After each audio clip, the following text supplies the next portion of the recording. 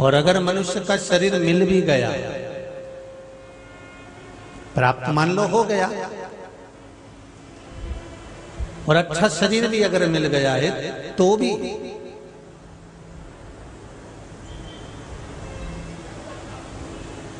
हम अथक प्रयास कर लेते हैं, पूर्ण प्रयास कर लेते हैं, तो भी शिव महापुराण तक पहुंच नहीं पाते। कहीं ना कहीं चलते चलते चलते चलते कोई ना कोई अड़चन उत्पन्न हो ही जाती है। अभी ये मर्दा परिवार आ रहा होगा हैदराबाद से हरिद्वार, इनके कई रिश्तेदार आ रहे होंगे। कई बार ऐसा भी होता है कि टिकट किसी का होता है और आना किसी को पड़ जाता है। आते आते भी कहीं कहीं ऐसा योग बन जाता है कि जो आने वाला था वो रह गया, और उसकी जगह जिसका टिकट ही नहीं हुआ था, जिसका सोचा ही नहीं था, विचार ही नहीं करा था, और कई बार ऐसा हो जाता है कि वो व्यक्ति उस टिकट पर आ जाता है। क्यों? क्योंकि हो सकता है कि इसकी जो पुण्य की गुल्लक है, इसकी जो आनंद की गुल्लक है, वो ज्यादा भरा गई है, इसलिए गुल्लक फूटते से ही हरिद्वार का दर्शन इसके भाग्य में लिखा हुआ। पुण्य की गुल्लक।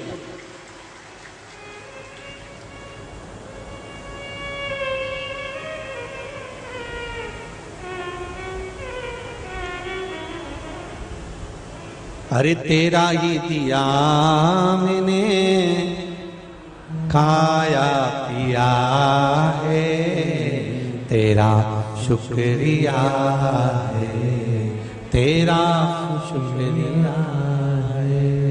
मुझे भोले बाबा ने बहुत दे दिया है, तेरा शुक्रिया है, तेरा शुक्रिया है। ये बिना शिव के मिलना, शंकर की भक्ति के बिना कुछ प्राप्त होना, शिव के स्मरण बिना कुछ प्राप्त होना, ये बहुत कठिन है।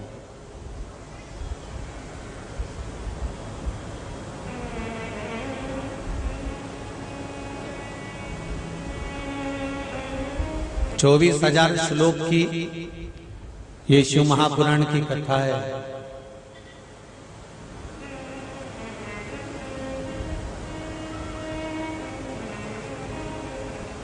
और 24,000 श्लोक में से पूरी शिव महापुराण की कथा संपूर्ण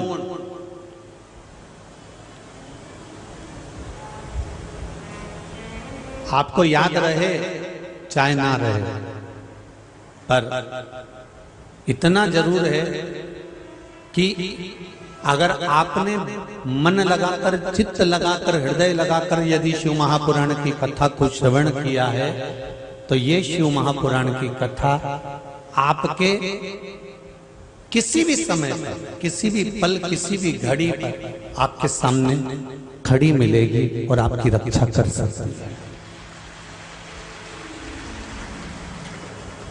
कई लोग प्रश्न करते हैं, गुरुजी हम इतनी बार कथा सुनते हैं, हमको कुछ याद नहीं रहता। हमने भागवत जी इतनी बार सुनी, हमको याद नहीं रही। हमने रामायण इतनी बार सुनी, हमको याद नहीं। हमने गीता जी इतनी बार सुनी, हमको याद नहीं। तो मेरा निवेदन है कि आप कहते हो कि हमने इतनी बार कथा सुनी और याद नहीं रहती, तो याद कर कर तुम्हें करना क्या है? अगली बार यहाँ बैठना है।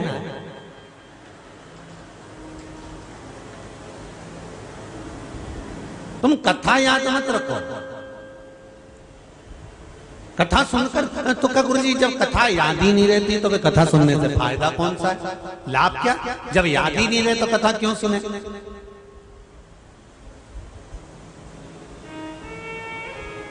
हमारा निवेदन है, 1 महीने पहले 4 तारीख को आपने क्या खाया था? किसी को याद है? अरे बोलो तो, याद है किसी को? नहीं। 2 महीने पहले 6 तारीख को आपने क्या खाया था? आपको याद है?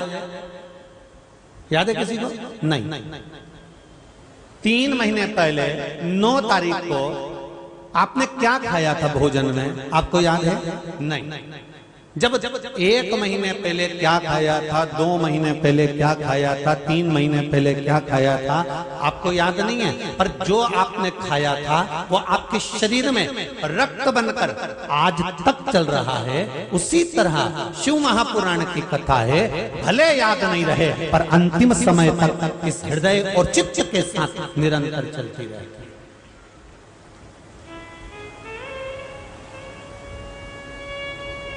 क्या खाया उससे मतलब नहीं है, पर वो शरीर में चल रही है, वो रक्त में चल रही है, वो वृत्ति में चल रही है। कथा सुनी है आपने, भले याद नहीं है, पर आपकी हृदय चित्त में, आपके रोम रोम में 3.5 करोड़ रोम छिद्र ये मनुष्य के शरीर पर बने हुए हैं। एक एक रोम छिद्र में जब शिव महापुराण का तात्विक सुख पहुंच जाता है, शिव महापुराण की कथा जब एक रोम रोम में पहुंच जाती है, तो तब ये अंतिम समय में जब प्राण छूटने का समय होता है, अंतिम जब समय होता है, तब उस समय पर ये हमारा सुना हुआ शिव महापुराण की कथा, हमारे द्वारा श्रवण करी गई राम कथा, हमारे द्वारा श्रवण करी गई कृष्ण कथा, हमारे द्वारा श्रवण करा गया भगवान का भजन, ये अंतिम समय में काम आता। फिर निवेदन करूंगा, आपकी डिग्रियां, आप डॉक्टर हो, आप इंजीनियर हो, आप कलेक्टर हो, आप एसपी हो, डीएसपी हो, आप मंत्री हो, संतरी हो, जो भी आपके पास में पद है, आपकी पढ़ाई की डिग्रियां केवल यही काम आती है, वहां तो केवल ये शिव महापुराण और राम कथा ही काम आती है।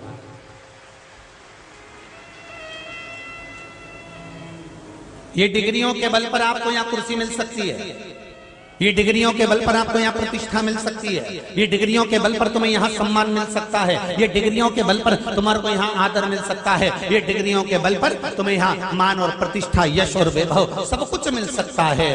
पर इन डिग्रियों के बल पर तुम्हें वहां कुछ नहीं मिलेगा। वहां पर एक ही डिग्री चलती है, क्या तुमने किसी भूखे को भोजन कराया है, किसी प्यासे को पानी पिलाया है, किसी गरीबड़े को, पथिक को तुमने किसी वृक्ष की छांव करी है, किसी के लिए तुमने एक गिलास जल भर कर दिया है?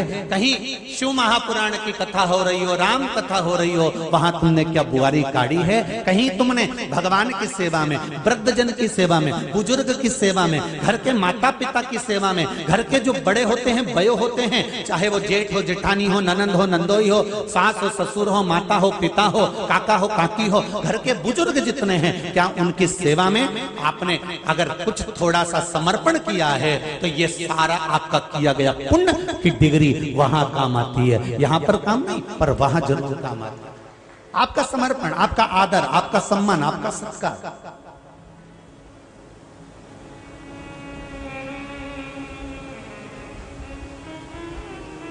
महाराज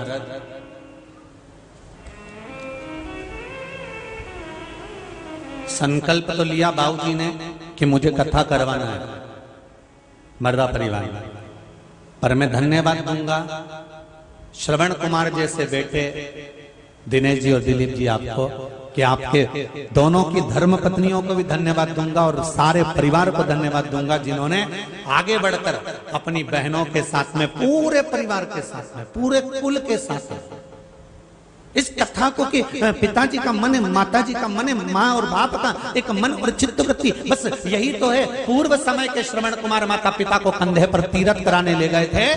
आज का बेटा अगर माता पिता कहें और बेटा अगर उनके कहे हुए वचन को निभा ले, तो समझ लो श्रवण कुमार से कम नहीं है। इतना भी कर ले तो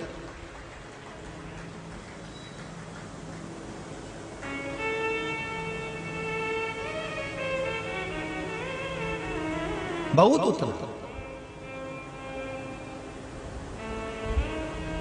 और धन्यवाद दिलीप जी और दिनेश जी, आपकी धर्म पत्नियों को, बहुओं को भी धन्यवाद दूंगा। बहुत बहुत साधुवाद कि हृदय से, चित्त से, मन से, उमंगता से, आनंद के साथ शिव महापुराण की कथा करवाने के लिए आप आए अपने माता पिता को।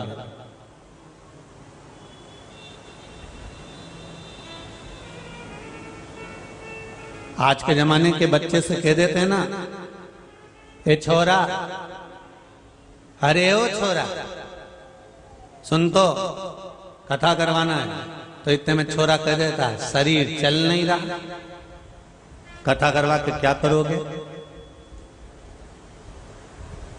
पर धन्यवाद जी, बहुत बहुत साधुवाद है हृदय से। इस माँ गंगा के पावन घाट से बहुत बहुत साधुवाद है कि माता पिता के वचन को निभाया है आपने और शिव महापुराण की कथा करवाकर जनमानस तक पहुंचाया है आपने। शिव कथा, शंकर का अनुमोदन,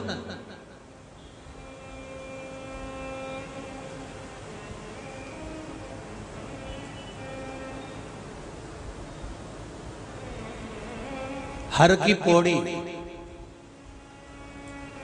शिव महापुराण की कथा का लक्ष्य लिया है। हर की पौड़ी, हर का द्वार, हरि का द्वार। अभी इससे पहले जो कथा हुई थी वो त्रिपुंड शिव महापुराण में, उसके पहले जो कथा हुई थी शिव पंचायत शिव महापुराण की कथा थी। अब आप और हम जो श्रवण करने के लिए बैठे हैं, यह हर की पौड़ी, हरि का द्वार शिव महापुराण की कथा है।